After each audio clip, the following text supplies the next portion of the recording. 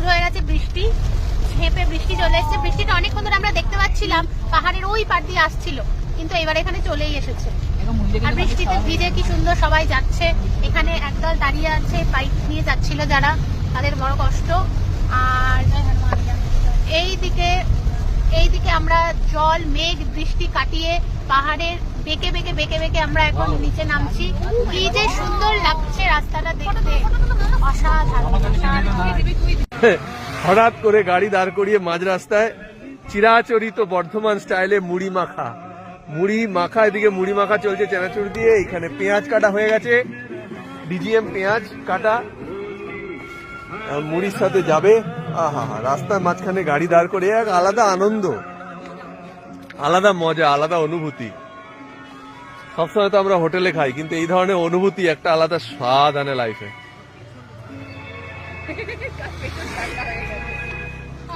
হঠাৎ করে সোহাগ এর মুড অফ হয়ে গেছে, আই ডোন্ট নো ওয়াই।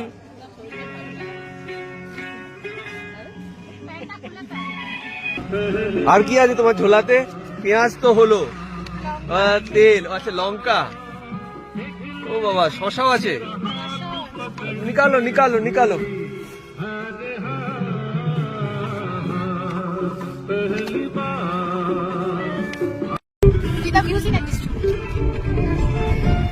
যত সময় যাচ্ছে আমাদের যেন এনার্জি তত বেড়ে যাচ্ছে। এখানে সব নাচানাচি শুরু করেছে।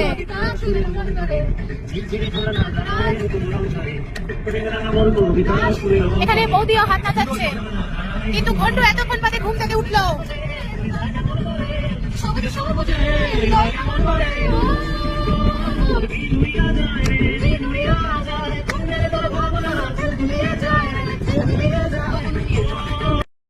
ঘুমিয়ে ঘুমিয়েও নাচ করছে, হাত পা নাড়াচ্ছে। নেশা কোন আকাশে মিলে যায়।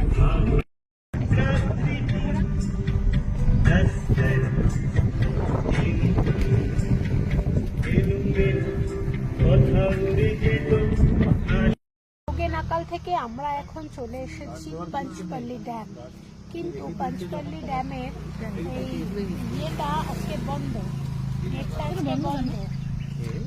আর পাঞ্চপল্লী ড্যামটা হচ্ছে খানিকটা এইরকম, পিছন দিকে ড্যাম আর তার পাশে হচ্ছে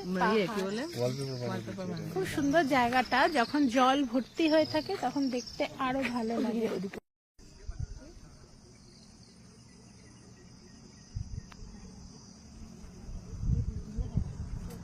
কত দূরে আছে বলতো?